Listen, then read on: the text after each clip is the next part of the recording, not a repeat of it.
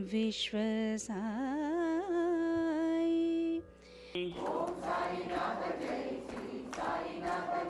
Recital of Satcharitra on Thursdays between 6 and 6:30 in the evening. Shubham Bhavatu. Vakratunda महाकाय कोटि सूर्य समप्रभ निर्विघ्नं कुरु मे देव. Om Shri Sai Ram Gurudev. The time Ashok Vyas and you're watching Shirdi Sai Vishwa Sai, and this program today we specially seek the protection by the grace of Shirdi Sai Baba and ask for his grace and inspiration and insight. Dhadvanta nivaranayikatara nirvighnatavi havyavatu Vighram yala kulasya matta garudo Vignebha panchananaha Vighnotunga giri prabhedana pavirvighnabdhi kumbhodbhavaha Vighnaghau ghana prachanda pavano Vigneshwarah paatu maam Gurave sarvalokanam bhishaje bhavaroginam Nidhaye sarvavidyanam dakshinamurtaye namaha Jnananandamayam devam nirmalasphadikakrutim Adharam sarvavidyanam hayagrivamupaasmahe Sharadam bhojavadana vadanambuje Sarvada smakam sannidhim kriyat Vakratunda mahakaya koti surya samaprabha Nirvigham kuru me deva Sarvakaryeshu sarvada Gurur Brahma Gurur Vishnu Gurur Devo Maheshwaraha Guru Sakshat Parabrahma Tasmai Sri Gurave Namaha Sadanimba Vrukshasya Mooladhivasatu Sudhasravinam Tiptamapya Priyantam Tarum kalpa vrukshadhikam sadhayantam Namamishwaram sadgurum Sainatham. Our marriage was also done by Baba. We used to go to his temple always, and I don't know, there's just amazing number of stories. No, I'll just add on to what she just said. I've been Baba's devotee when I was 17, and since then I think my life totally turned around and I became his devotee. I would say yes, from 17, and still I think he's our godfather, our father, our guru, our God, our everything. Now, we don't do anything in our lives without asking his permission or without taking his blessing. It's a journey we started long time back, which we want to continue, not only within our lives, but to as many as people we touch, and want to be part of his big family he has created for us. And we have traveled 4 major cities in last 12 years. We have been in US, from Toronto to Boston to Austin, and Dallas, and wherever we go, the first major consideration we have: is there any Baba's group? Is there any Baba's Mandir? Is there any place we can go every Thursday and worship? So that's been our prerequisite before I move to any new city, and we've been very successful, either creating one group if that didn't exist, whether that was in Toronto way back in 2001 or in Boston in 2005.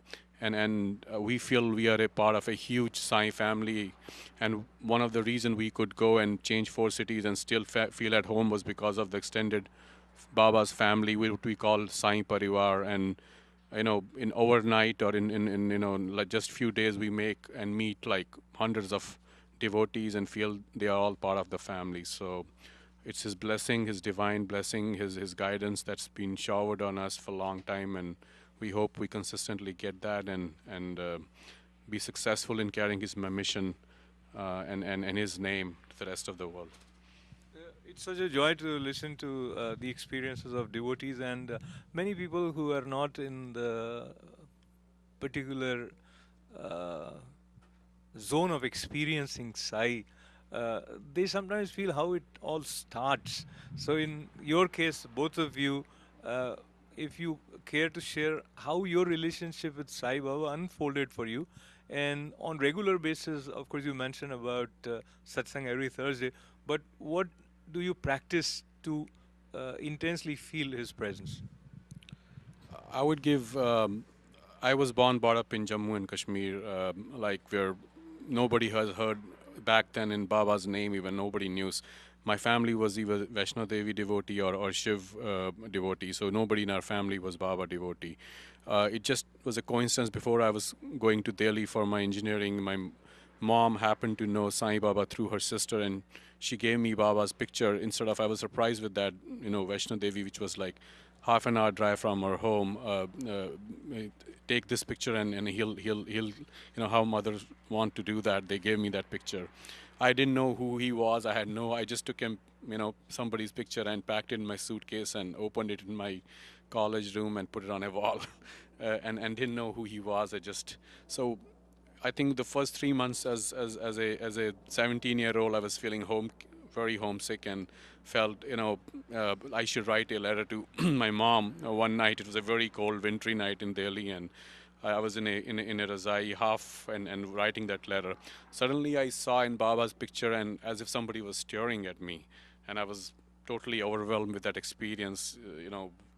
What is this happening? And I had no idea who he was and whether he was a god, guru. So I just, as a small, as a kid or as a childish behavior, I said, hey, if you're a god, I'm writing this letter to my mom. If you can stop me, then I'll believe you're a god. I kind of challenged Baba, and start writing my letter, and that was it. So the next thing I knew, I'm getting up like 7 o'clock in the morning, and the last word I had written to my mom, my letter was stopped there.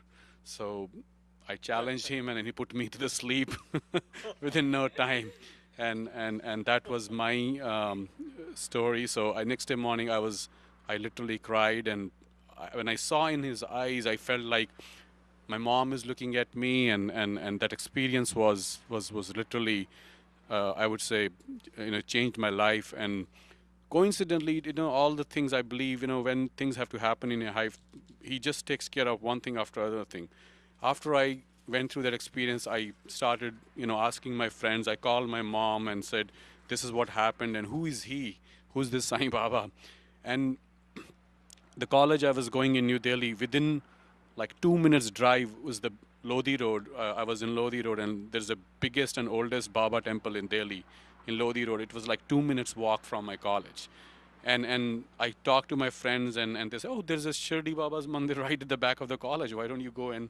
So that's how this whole journey started, and I just started going to the temple and then never looked back. Wonderful. That's a very interesting story, and the way you narrated, we were almost there in the room with you while you were writing a letter to your mom. And both of you are very good in expressing yourself, and especially when it is a matter of Baba's devotion, I think it flows by his grace especially. So now your turn to share how your relationship with Baba started and what has helped you in sustaining it. Baba, as a child, again, I was always like brought up in a very religious environment, and I was initially started off with a lot of love for Radha Krishna, and then as I grew, I became a little bit towards Hanumanji, and then suddenly Baba, we had this poster in our house, and Baba's poster, and my mom used to say, just look in his eyes and you will get a lot of energy. And same way, his college was there, but my school was right behind Baba's temple. So, same temple. So as a little child, I think starting kindergarten, mom would take us to Baba's temple before our exams when we buy new books, and I would remember sprinkling nicely before exam, udi on my board and everything. Make sure it's been touched by Baba. So like him, I never challenged Baba because I always felt his presence and I felt his protection and lot of love. But I lost my dad very young age when I was maybe around 9 or 10, and we went through a very hard time.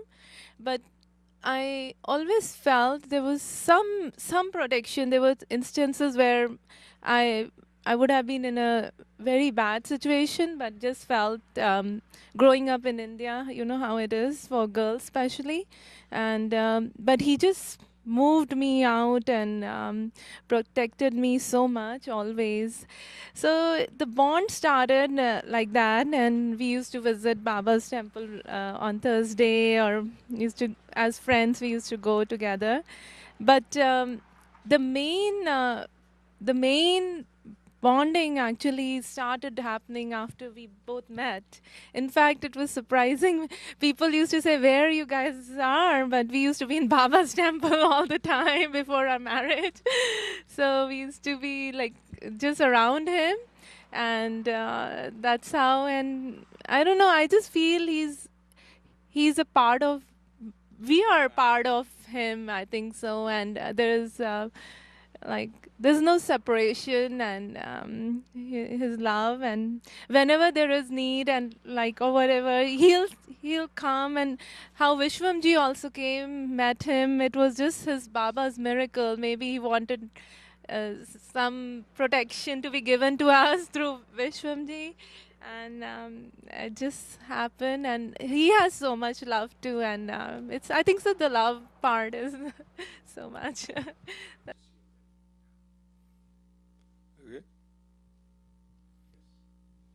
Namaskar. Om Shri Sai Ram Gurudev Datta. That has become a very commonly uttered and chanted mantra for many people in America also by associating with Vishwayogi Vishwamji Maharaj. And I got the opportunity of and the honor of sitting with him here at Dallas right after Datta Jayanti celebrations.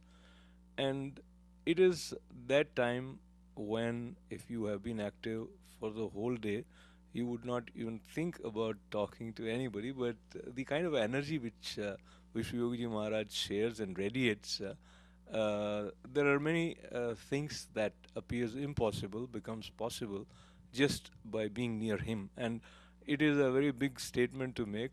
So let's see how you feel about the ideas that come to us from him. And once again, I take this opportunity of extending my gratefulness and pranams at the feet of Vishwani Maharaj Baba. There are certain questions which bother us sadhakas or common men. Talking from the point of view of feeling a sense of incompleteness, a sense of restlessness, and many people, even if they have whatever someone would crave for in terms of money, name, family, still there is a sense of incompleteness. Now, the question to you, Baba, is what can be done to do away with this sense of incompleteness or sort of recurring dissatisfaction?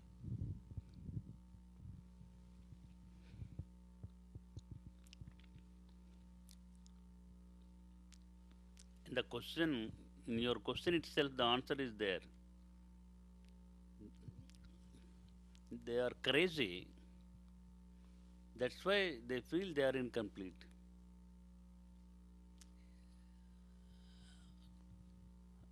They are crazy means they want more and more, and they are not satisfied with what they are having.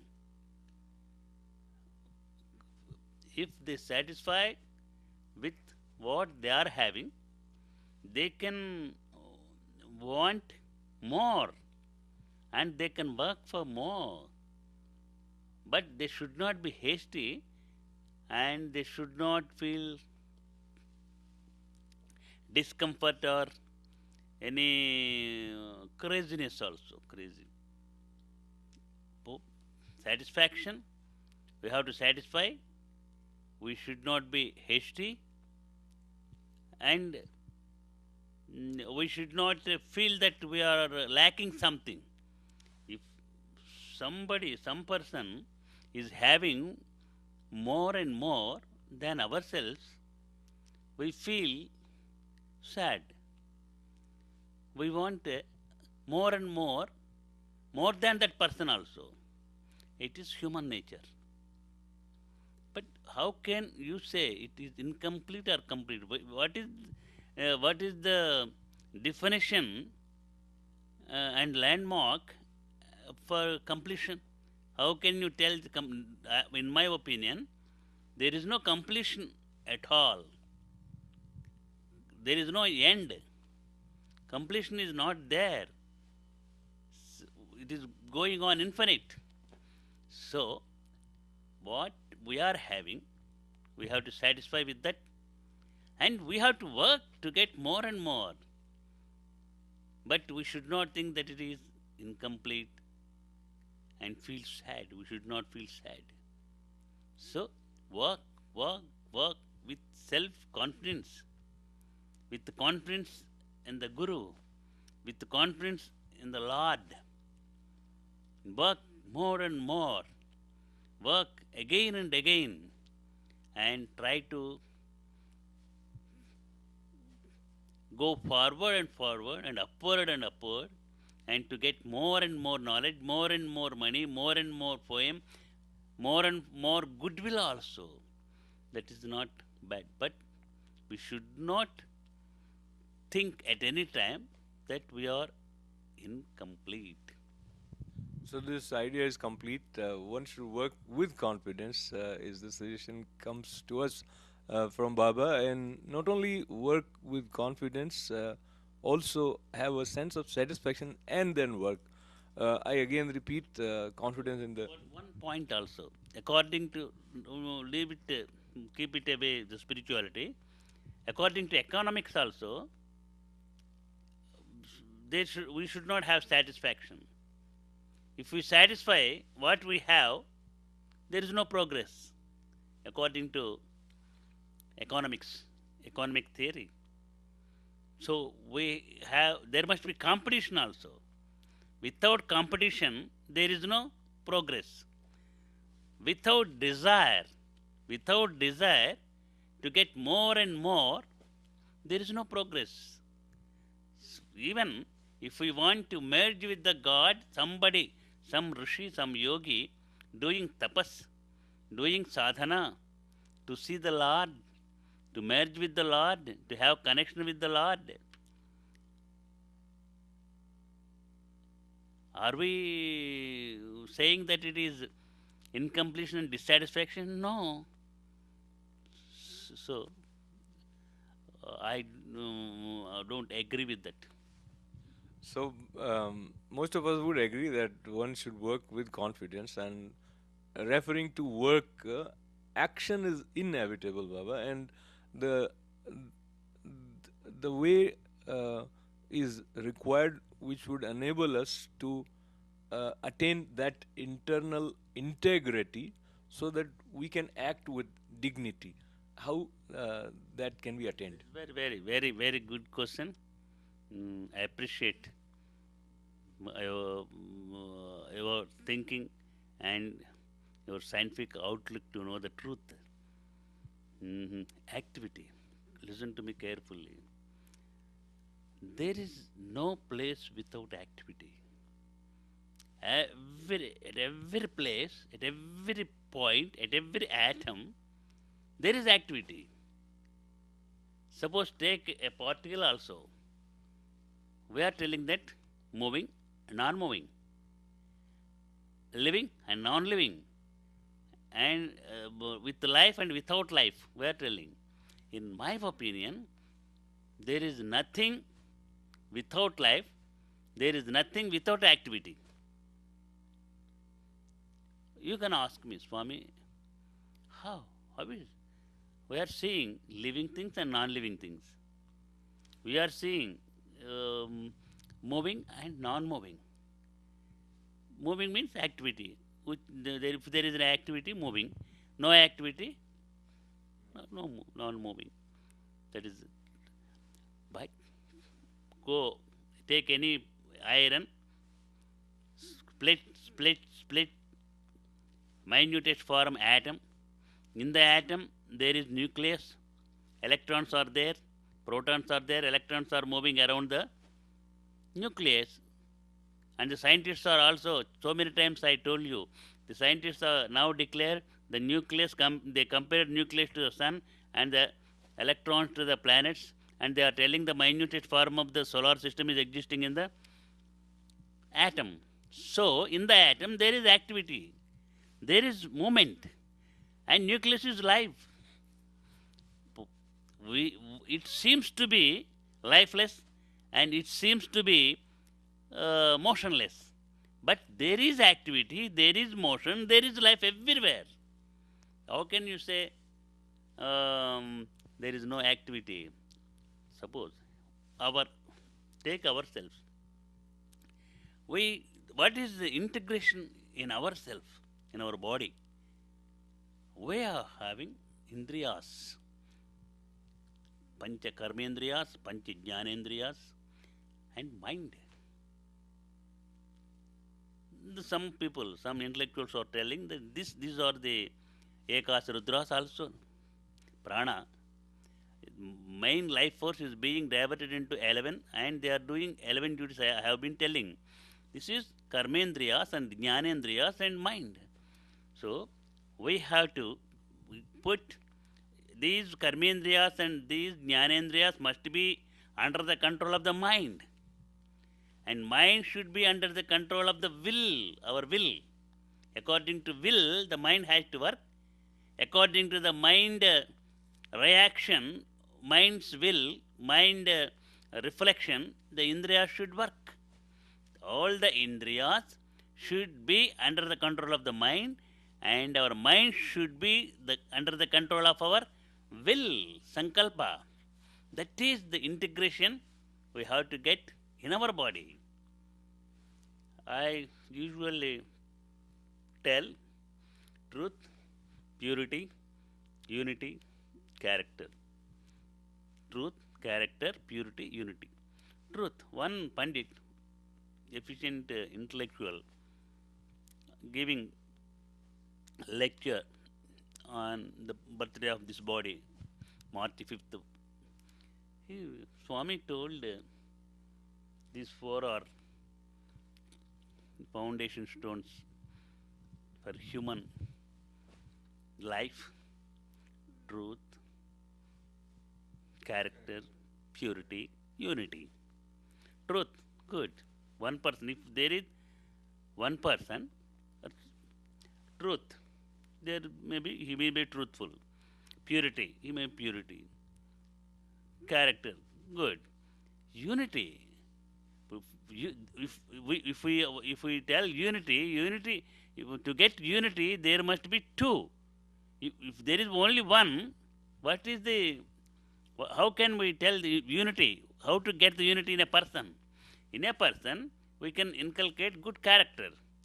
We can enlighten and inculcate truth. Purity also. Unity, how can, suppose probably Swami may, he does not think, in a general way he may told like that. But after that I told, in a person also unity is there. The power which is existing in our body is going through panchendriyas, karmendriyas, jnanendriyas, 10 indriyas. And mind also, if we can't control the mind, through mind also, through thinking also, we are losing the power. So, panchendriyas, karmendriyas and pancha jnanendriyas, 10 indriyas should be under the control of the mind, and mind should be under control of our will. That is unity. That is integration. By nature itself, integration is there in the nature. take the whole infinite universe. It is integrated. There is unity and integration. Take our earth on which we are living, the Mother Earth. Mother Earth is integrated to the solar system, Sun. The solar system is integrated to the nebula. And this nebula is integrated to the infinite universe. So integration is there. We are integrated to the Mother Earth. Mother Earth is giving big hug. So integration is in the nature itself. Integration is there. By nature, we are integrated to the Mother Earth. Mother Earth is integrated to the solar system. Solar system is integrated to the nebula. Nebula is integrated to the infinite universe. In the same way, we have to get the integration in ourselves. If you can control the 5 Panchendriyas and 5 Karmendriyas, and if we can put these 10 Indriyas under our mind's control, and if we control the mind with our willpower, then we will increase the willpower to the infinite state, and we can mix our will with the universal will, and we can become the universal force itself. That is the secret of, that is the success of the integration in ourselves. कर्तव्य को ईश्वर इच्छा समझते हुए जीवन व्यतीत करना चाहिए, विशेषतः उन कर्मों को जिनको शास्त्र में वर्णित किया गया है। इस विषय में उपनिषद का कहना है कि आलस्य से आत्मा का पतन हो जाता है और इस प्रकार निरपेक्ष कर्म करते हुए जीवन व्यतीत करने वाला ही अकर्मण्यता के आदर्श को प्राप्त कर सकता है। अंत में कहा कि जो सब प्राणियों को अपना ही आत्मस्वरूप समझता है तथा जिसे समस्त प्राणी और पदार्थ आत्मस्वरूप हो चुके हैं, उससे मोह कैसे उत्पन्न हो सकता है? ऐसे व्यक्ति को दुख का कोई कारण नहीं हो सकता। सर्वभूतों में आत्मदर्शन न कर सकने के कारण भिन्न भिन्न प्रकार के शोक, मोह और दुखों की वृद्धि होती है। जिसके लिए सब वस्तुएं आत्मस्वरूप बन गई हों, वो अन्य सामान्य मनुष्यों का छिद्रान्वेषण क्यों करे? श्री सद्गुरु Sai नाथार्पणमस्तु. We will have more on the human spirit in the next episode of Shirdi Sai Vishwa Sai by Shirdi Baba's grace. Thank you very much for being with us. Sai Ram. Vishwa Sai.